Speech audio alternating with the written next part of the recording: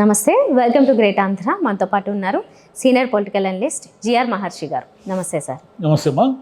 Sir, ration కార్డుల తొలగింపు మీద పెద్ద చర్చ జరుగుతోంది. ఎందుకంటే ఎన్నో కార్డుల్ని తొలగిస్తారు, కొన్ని యాడ్ చేయొచ్చు బహుశా, కానీ తొలగించేవే ఎక్కువ ఉన్నాయి అన్నట్లుగా ఒక టాక్ వినిపిస్తుంది. ఇందులో 6 నెలల కాలంగా ఎవరైతే తీసుకోవట్లేదో వాళ్ళే తొలగించాలన్నట్లుగా బహుశా కేంద్రం నుంచి కూడా ఏదో ఉన్నట్లుంది ఇది. మరి ఎక్కువ చేర్చే వాళ్ళు ఉన్నారా, తీసేసే వాళ్ళే ఉన్నారా? తీసేస్తే వాళ్ళందరూ అలా ఊరుకుంటారా, లేకపోతే దాని మీద ఏమన్నా వ్యతిరేకత వస్తుందా? ఊరుకోక ఏం చేస్తారు? 5 ఏళ్ళు ఉన్నాయి ఇంక ఎలక్షన్. 29 వరకు మీకు వ్యతిరేకత వచ్చినా, నిరసన వచ్చినా, అసహనం వచ్చినా, అశాంతి వచ్చినా మీరు చేసేది ఏం లేదు. అంటే మీరంటే ప్రజలు ఏం చేసేది ఏం లేదు. కాకపోతే ఇప్పుడే కదా కథ మొదలైంది. ఇంకా టైటిల్స్ పడినాయి. ఈ 2 నెలలు మనం ఏం చూసాము? టైటిల్స్ పడినాయి. సినిమా ఇప్పుడు స్టార్ట్ అవుతుంది. సార్, వైసీపీ అధికారంలో ఉన్నప్పుడు కూడా కొంతమంది వారి పార్టీకి అనుకూలంగా లేని వాళ్ళ కార్డులు తీసేశారు, వాళ్ళకి పథకాలు ఇవ్వట్లేదు అని చెప్పి కొన్ని విమర్శలు వచ్చాయి. ఇప్పుడు వీళ్ళు కూడా అంటే ఇంకా అందరూ టిట్ ఫర్ టాట్లా అలాగే వెళ్తున్నారు కదా, ఇప్పుడు కూడా అదే ఎక్స్పెక్ట్ చేయొచ్చా? ఇక్కడ జరిగేది ఏం జరగబోతుందంటే, no doubt bogus ration card ఉన్నాయి. రేషన్ కార్డులతోనే ఆగదు ఇది. పెన్షన్లు ఉన్నాయి, వృద్ధాప్య పెన్షన్లు, వికలాంగ పెన్షన్లు, ఇవన్నీ ఉన్నాయి కదా.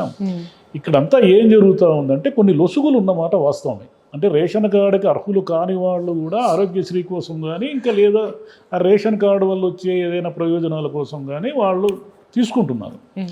ఇక ఈ వికలాంగుల దానికి సంబంధించి ఏమిటంటే, ఇక దానికి కొంత అర్హత ఉంది. ఇంత శాతం వైకల్యం ఉంటే వికలాంగ పెన్షన్లకు అర్హులు అని. వీళ్ళు ఏమిటంటే ఏదో కొంచెం పాక్షికంగా ఉన్నా కూడా ఏదో ఆ సదరం సర్టిఫికేట్ ఏదో డబ్బులు ఇచ్చి తీసేసుకుని ఆ వికలాంగుల పెన్షన్కి తీసుకుంటున్నారు. ఈ వృద్ధాప్య పెన్షన్స్లో కూడా కొంతమంది అంటే అన్ని ఆస్తులు గీస్తులు ఉన్న వాళ్ళు కూడా తీసుకుంటున్నారు. ఇది ఎవరు వైసీపీ వచ్చినా ఇంకోటి వచ్చినా ఇవి ఆగవు. అయితే ఇక్కడ ఏం జరుగుతుందంటే, ఈ అర్హత అనేది ఎలా నిర్ణయిస్తారు మీరు? ఈ అర్హత నిర్ణయించే దాంట్లో భాగంగా మళ్ళీ జన్మభూమి కమిటీలో ఇంకొకరు తెలుగుదేశం అక్కడ చోటా నాయకులు వాళ్ళు ఇన్వాల్వ్ అయిపోయి బోగస్ వాళ్ళని ఏరివేయడం మానేసి అర్హులను ఏరివేయడం స్టార్ట్ చేస్తారు. ఎందుకంటే బోగస్ వాళ్ళు అవసరమైతే డబ్బు ఇస్తారు. ఒక సర్టిఫికేట్ని ఒక 10,000 రూపాయలు ఇచ్చి తెచ్చుకున్నవాడు ఆ పెన్షన్ని కాపాడుకోవడానికి 30,000 50,000 ఇస్తాడు ఈజీగా. కానీ అర్హుడు నిజంగా నిరుపేద ఉంటాడు, వాడు ఎక్కడి నుంచి తెచ్చిస్తాడు? కాబట్టి ఈ కరప్షన్కి దారితీస్తుంది. ఇది బోగస్ని ఏరివేయడం అనేది ఎవరు చేసినా కూడా కరెక్ట్, దాన్ని ఏమి మనం తప్పనడానికి లేదు. కాకపోతే ఇప్పుడు చంద్రబాబు నాయుడు గారు ఏం చేస్తారంటే, ఆయన మీద భారం ఎక్కువ ఉంది. ఈ భారాన్ని, పెన్షన్ల భారాన్ని, వికలాంగుల పెన్షన్ భారాన్ని, రేషన్ భారాన్ని తగ్గించుకోవడం స్టార్ట్ చేస్తారు. ఈ తగ్గించుకోవడంలో భాగంగా ఏమంటే చాలామంది కోత విధిస్తారు. ఈ కోత విధించిన వాళ్ళు సహజంగానే మాకు అన్యాయం జరిగింది, అది జరిగింది, ఇది జరిగింది అని గొడవ చేస్తారు. గొడవ చేయడం వల్ల ఏమవుతుంది? మళ్ళీ దాని మీద ఏదో రివ్యూ వేస్తారు. ఇలా కాలం గడిచిపోతూ ఉంటుంది. ప్రభుత్వం ఏం చేస్తుందంటే భారాన్ని తగ్గించుకుంటూ వస్తుంది. భారాన్ని తగ్గించుకోకపోతే కనీసం అంటే మినిమం అన్నా ఇవ్వాలి కదా. ఈయన చెప్పిన పథకాలు ఈ మినిమం అన్నా ఇవ్వడానికి కూడా డబ్బులు ఉండవు. అంటే మీరు ఉదాహరణకి పెన్షన్ల మీద ఒక 30 కోట్లు 40 కోట్లు ఖర్చు పెట్టాలి అనుకున్నారనుకోండి, మీరు చెప్పిన వాగ్దానాల ప్రకారం. దాన్ని కనీసం 0.5% అంటే 40 కోట్ల బడ్జెట్ని 30 కోట్లకు 20 కోట్లకు తగ్గిస్తారు. నేను ఊరికే ఉదాహరణ చెప్తున్నా మీకు. ఇలానే జరుగుతుంది.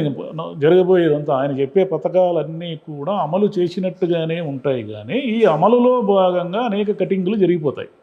కాస్ట్ కటింగ్ అంటారే, ఈ కాస్ట్ కటింగ్ జరుగుతుంది. ఈ కాస్ట్ కటింగ్ జరగకుండా చంద్రబాబు నాయుడు గారు తన పథకాలు అమలు చేయలేరు.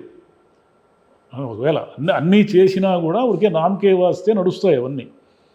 కారణం ఏమిటంటే డబ్బులు లేవు.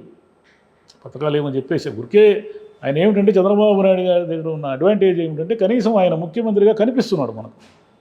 ఏదో ఒక మీటింగ్లో చేస్తుండే, ఏదో ఒక రివ్యూ, ఏదో ఒకటి ప్రెస్ మీటనో అక్కడనో ఇక్కడనో కనిపిస్తూ ఉంటాడు. పోయినసారి ఏం జరిగిందంటే జగన్ గారు కనబడ్డమే మానేశారు. అది తేడా. సార్, ఇందులోనే మళ్ళీ రేషన్ కార్డులు పింక్ వైట్ వస్తాయి అంటున్నారు కదా. ఆ కలర్లో చూసి చాలా కాలం అయింది నేనైతే. కానీ మరి దాని గతం మనం గుర్తు కూడా లేదు. అవునవును, దాని విధానం ఎలా ఉంటుంది అంటారు? విధానాలు ఏమి లేవు. తగ్గింపుల్లో భాగంగా ఇప్పుడు పింక్ రేషన్ కార్డు తీసుకొని ఏం చేసుకుంటారు మీరు? రేషన్ కార్డుకు వచ్చే ప్రయోజనాలు ఏమైనా ఉంటే దానివల్ల మనకు వైట్ రేషన్ కార్డు తీసుకునే వాళ్ళకు ఉపయోగం. కానీ పింక్ రేషన్ కార్డు అనేది ఊరికే ఒక ఐడి కార్డు లాగా ఉపయోగపడుతుంది తప్ప ఇంక దేనికి ఉపయోగపడదు. నీకు ఇదే పాలసీ రేపు వచ్చి అన్ని పథకాల్లో కూడా నడుస్తుంది. ఇప్పుడు ఈ రేషన్ కార్డుల డివిజన్ స్టార్ట్ అయిన తర్వాత ఏమవుతుంది, రేపు అమ్మకు వందనం ఇస్తారు. అమ్మకు వందనంలో ఏం గైడ్ లైన్స్ పెడతారు, మీ దగ్గర వైట్ రేషన్ కార్డు ఉంది లేదా ఇంకేవో ఒక 8-10 గైడ్ లైన్స్ పెట్టారనుకోండి. మీ కరెంటు బిల్ ఇంత మినిమం రావాలి, మీకు సొంత ఇల్లు ఉండకూడదు, లేదా మీ ఇంట్లో వెహికల్స్ ఉండకూడదు, ఇలా ఏమైనా పెట్టచ్చు. మనం ఫిల్టర్ చేయాలనుకుంటే ఏమైనా పెట్టచ్చు. ఇవన్నీ పెట్టేశారనుకోండి, ఎంతమందికి వస్తుంది అమ్మకు వందనము? ఒకవేళ మీ ఇంట్లో 3 పిల్లలకి ఇచ్చినా కూడా అసలు అర్హులే తగ్గిపోయిన తర్వాత 3 పిల్లలకి ఇస్తేనే 4 పిల్లలకి ఇస్తేనే అంటే అదొకటి వస్తుంది. ఇక మహిళలకు ఉచిత ప్రయాణం అనే గైడ్ లైన్స్ ఏమిటో మనకు తెలియదు. ఇంకా అన్నా క్యాంటీన్లు స్టార్ట్ అవుతున్నాయి, మంచిదే. అన్నా క్యాంటీన్లో ఇంకా అది వాళ్ళు ఉన్నాయి కదా, 5 రూపాయలకి టిఫిన్, 5 రూపాయలకి భోజనం అనేది అది మంచిదే. అది గ్యాస్ సిలిండర్ది కూడా సార్ ఏంటంటే 2 గ్యాస్ సిలిండర్లు ఉన్న వాళ్ళకి ఇవ్వము అనేది ఏదో ఒకటి వచ్చింది. ఇప్పుడు 2 గ్యాస్ సిలిండర్లు లేని వాళ్ళు ఎవరుంటారు? అదే కదా, అది చాలా మంది దాన్ని వ్యతిరేకించారు. అంటే అది నిజమా కాదా మనకు తెలియదు. అది నిజమైతే కనుక చాలా మందికి ఇది షరతు ఏదో ఒకటి వస్తుంది. 2 గ్యాస్ సిలిండర్లే అనుకోండి. ఇప్పుడు సొసైటీలో 199 మంది దగ్గర 2 సిలిండర్లు ఉన్నాయి. ఎందుకంటే అవసరం అది. మనకు అయిపోయిన వెంటనే మనం మళ్ళీ బుక్ చేసుకుని రావడానికి 4-5 రోజులు వంట ఎవరు చేసుకుంటారు. కాబట్టి అది 3 సిలిండర్లు అనేది కూడా అంత ఈజీ ఏం కాదు. దానికి ఎన్ని రకాల గైడ్ లైన్స్ వస్తాయో తెలియదు. ఇక ఇవన్నీ ఇలాగే ఉంటాయి పథకాలు ఇవన్నీ కూడా. ఈ 5 ఏళ్ళు కూడా ఆయన ఒడిదుడుకులతోనే ఎలాగో అలాగా ఈ డబ్బులు ఎలాగ అడ్జస్ట్ చేయడము, ఏదో అప్పులు చేయడము, లేదా మరిన్ని అప్పులు చేయడము, ఈ ప్రపంచ బ్యాంక్ అది ఇది అంటున్నారు. ఇంకోటి జాగ్రత్తగా గమనించండి, ఈ పబ్లిక్ సంబంధించిన భాగస్వామ్యం అంటారే, అంటే మనం ఇప్పుడు టోల్ గేట్ కడతాం. మనం హైవేల్లో పోయినప్పుడు టోల్ గేట్ కడతాం. ఈ టోల్ గేట్ ఎందుకు కడతాము అంటే ఎవరో ఒకరు సంస్థకి ఆ రోడ్డు నిర్మించేదానికి హక్కులు ఇస్తారు కాబట్టి ఆ సంస్థ మెయింటెనెన్స్ తన ఖర్చులు రాబట్టుకోవడానికి కొన్ని సంవత్సరాల పాటు ఆ టోల్ గేట్ వసూలు చేసి తర్వాత గవర్నమెంట్కి అప్పచెప్పి పోతుంది. ఈ సేమ్ సిస్టమ్ మీకు ఈ రోడ్లని మనం రిపేర్ చేయలేము మనతో కాదు అనే లెవెల్లో ఈ సేమ్ సిస్టాన్ని ఇంట్రడ్యూస్ చేసే ఒక ఆలోచన ఉంది. ఈ ఆలోచనే నిజమైతే ఏం జరుగుతుందంటే ఇప్పుడు హైవేల్లోనే కాకుండా మన మామూలు రోడ్లలో కూడా, అంటే ఒక నియోజకవర్గ కేంద్రాన్ని నుంచి ఇంకో నియోజకవర్గ కేంద్రానికి పోయే రోడ్డు ఉంటుంది అనుకోండి, ఆ రోడ్లో కూడా మీరు టోల్ గేట్ కట్టాల్సి ఉంటుంది ఎంతో కొంత అనివార్యంగా. ఇలాంటివి ప్రజల భాగస్వామ్యము పేరుతో మన కనబడకుండా ట్యాక్సులు వేసే ఆలోచన ఒకటి ఉంది. ఇది ఒక్క రోడ్లకే ఉంటుందా, ఇంకా చాలా విషయాలకు ఉంటాయి. ఆల్రెడీ గవర్నమెంట్ ఆసుపత్రుల్లో యూజర్ ఛార్జర్లు అనేది ఒకటి ఉంది. దాన్ని ఏదో సిస్టమైజ్ చేయాలి అన్ని వీటిల్లో అని. అలాగే అన్ని ప్రభుత్వం దేనికైతే డబ్బులు ఖర్చు పెడుతుందో అక్కడ అన్ని చోట్ల కూడా ప్రజల నుంచి డబ్బులు తీసుకుంటారు. ఈయన ఏదో చెత్త పన్ను వేస్తే అప్పుడు అని విమర్శించారు కదా, అలాంటి పన్నులు అనేకం రాబోతున్నాయి త్వరలో. చెత్త పన్ను అనేది అసలు ఇది ఇంత దుర్మార్గం ఇంకోటి ఉందే అన్నట్టుగా చెత్త పన్ను అనేది ఇప్పుడు ఊర్లో శుభ్రంగా ఉండడానికి చెత్త పన్ను వేస్తే తప్పు లేదు, కానీ ఆ చెత్త పన్నును దుర్వినియోగం చేస్తే తప్పు. మీ సర్పంచులకు వచ్చిన నిధులన్నీ కూడా గవర్నమెంట్ వాడేసుకొని ఆ ఊరిని క్లీన్ చేయడానికి మీరే జనమే డబ్బులు ఇవ్వండి అనేది కరెక్ట్ కాదు.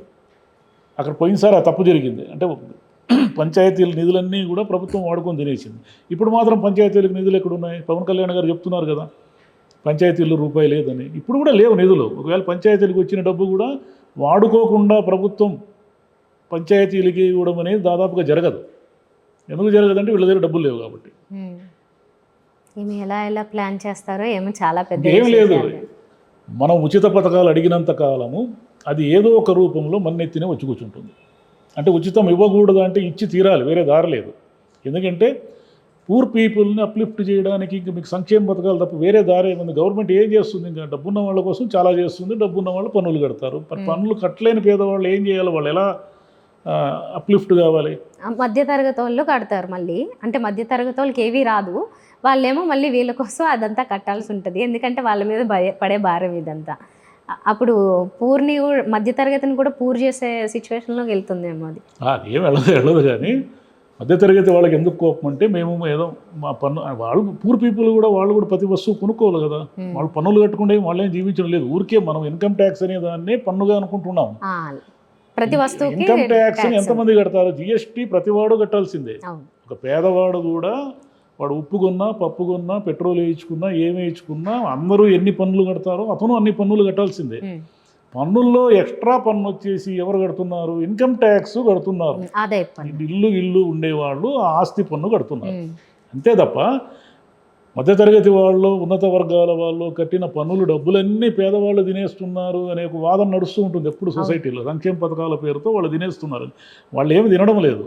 ప్రభుత్వాల కర్తవ్యం అది, పేదవాళ్ళని సంక్షేమ పథకాల పేరుతో అప్లిఫ్ట్ చేయడం. కానీ ఆ సంక్షేమ పథకాలు అనేటివి ఎంత ఉండాలి, ఏముండాలి, ఎలా వాళ్ళకి చేరాలి అనేది మళ్ళీ అదొక పెద్ద వ్యవహారం. అది ఊరికే మనకు ఓట్లు వేస్తారు. జగన్ గారు చేసిన తప్పు ఏమిటంటే డైరెక్ట్గా నేను బటన్ నొక్కేస్తున్నాను, వాళ్ళందరూ నేరుగా ఓట్లు వేసేస్తారు నాకు, నేను గెలిచిపోతాను, ఇక మిగతా వీళ్ళు కార్యకర్తలు, నాయకులు, నియోజకవర్గ బాధ్యులు వీళ్ళు ఎవరు అవసరం లేదు, జనానికి నేను నేరుగా లింక్ పెట్టుకున్నాను అని ఆయన అనుకున్నాడు. ఒకవేళ ఆయన కనుక సక్సెస్ అయ్యి ఉంటే మొత్తం భారతదేశ ప్రజాస్వామ్య ముఖ చిత్రమే మారిపోయిండేది. ఇంక నా మామూలు నాయకులతో పని ఏముంది? ఒక ముఖ్యమంత్రికి, ఒక పార్టీ అధ్యక్షునికి మామూలు నాయకులతో పని ఏముంది? నేరుగా తాను డబ్బులు ఇస్తున్నాడు, నేరుగా ప్రజలతో తాను సంబంధాలు పెట్టుకుంటున్నాడు, నేరుగా వాళ్ళు తనకు ఓటేస్తున్నారు. ఇంకేముంది? ఇంకా మిగతా సిస్టమే లేదనమాట. కానీ జనానికి ఆ సిస్టమ్ వర్కౌట్ కాదని వాళ్ళు నిరూపించారు. అయ్యా, పార్టీ అనేది ఇట్లా కాదు ఉండాల్సింది, పార్టీ కోసం పనిచేసే వాళ్ళు ఉండాలి, పార్టీని భుజాల మీద మోసేవాళ్ళు ఉండాలి, ఊరికే నువ్వు లబ్ధిదారులకు డబ్బులు ఇస్తే నేను గెలిపించరయ్యా అనేసి వాళ్ళు నిరూపించారు. కాబట్టి మళ్ళీ ఇప్పుడు సిస్టమ్ మారుతుంది. ఈసారి 29లో అధికారంలోకి రావడం అంటూ జరిగితే ఆయన వీటన్నిటి నుంచి కొత్త పాఠాలు నేర్చుకొని వస్తాడని అనుకుందాం. రావడం అంటూ జరిగితే, ఎందుకంటే ఇఫ్స్ అండ్ బట్స్ ఎక్కడైనా ఉంటాయి. చంద్రబాబు గారు ఘోరమైన తప్పులు చేసేస్తారు, మోసం చేసేస్తారు అని వైసీపీ వాళ్ళు నమ్ముతున్నారు, కానీ ఇంకా జనం నమ్మడం లేదు. జనం ఇంకా చూస్తున్నారు ఆయన వైపు. 2 నెలలు అనేది చాలా టూ ఎర్లీ. చూద్దాం ఈయన ఏం చేస్తాడు, ఎలా చేస్తాడు. నిజంగానే ఈయన చెప్పిన మాట కంటే ఆయన విజనరీ అని ఏదో అంటున్నారు కదా ఆయన్ని, మరి విజనరీగా ఆయన ఏమైనా చేయబోతాడా, లేకుంటే ఉన్నటువన్నీ కట్ చేసేసి, అసలు పిండి లేదనుకోండి, పిండి లేనప్పుడు మనము విపరీతమైన రొట్టెలు వాగ్దానం చేసేసాము. ఇప్పుడు అన్ని రొట్టెలు మన దగ్గర లేవు పంచేదానికి. కాబట్టి నీవు రొట్టె తినడానికి నువ్వు అనర్హుడు అని ఆ పిండిని అప్పలాల మాదిరి చేసి రొట్టె లేకుండా మనం పంచడానికి డిసైడ్ అయ్యాడు అనుకోండి. ఇంకా అప్పుడు ఎవరైనా చేయలేరు. చంద్రబాబు నాయుడు గారైనా ఎవరైనా సరే ఇంతే, మనం ఇంతకంటే ఏం చేయలేరు అనే క్లారిటీ వచ్చిన తర్వాత ఎవరిని గెలిపించినా ఒకటే. ఇంకా రైట్. సరేండి. అదే ఆ రేషన్ కార్డులు ఏవో మరి సమర్థవంతంగా చేస్తారు, లేకపోతే సమర్థింపుతో అలా సరిపెట్టేస్తారో అక్కడక్కడ కొంచెం రేషన్ కార్డులు అనే తేనె తుట్టని వీళ్ళు కదిలిస్తున్నారు. దానివల్ల ఏమిటంటే మామూలుగా నిరసనలు, గొడవలు ఇవన్నీ ఉంటాయి. కాకపోతే ప్రాబ్లం ఏమిటంటే అర్హులని తొలగించకుండా ఉండేలా ఏం చేస్తారు, ఎంత మేరకు జాగ్రత్తలు తీసుకుంటారు అనేది ఒక్కటే పాయింట్. ఇక్కడ అర్హత అంటే ఏం చేస్తారు? వైసీపీ ఉండేవాళ్ళు అందరూ తీసేస్తారు. జనరల్గా అది మా పార్టీకి నువ్వు ఓటు వేయలేదు కదా, నీకెందుకు మేము ఫేవర్ చేయాలి. రెండవది ఎక్కువ అంటే మీ అనర్హత ఉంటుంది కదా, అంటే ఎక్కువ గిబ్బులు ఉండి కూడా రేషన్ కార్డు తీసుకుంటున్న వాళ్ళని మిమ్మల్ని తీసేస్తామని బెదిరించి, మీ కార్డు తీసేస్తామని బెదిరించి లంచం తీసుకుని, అంటే డబ్బులు తీసుకునే అవకాశం తెలుగుదేశం కార్యకర్తలకి, నాయకులకి చంద్రబాబు నాయుడు గారే కల్పించిన వాళ్ళు అవుతారు. ఆ జాగ్రత్తలన్నీ తీసుకుంటే తప్ప అది వర్కౌట్ కాదు.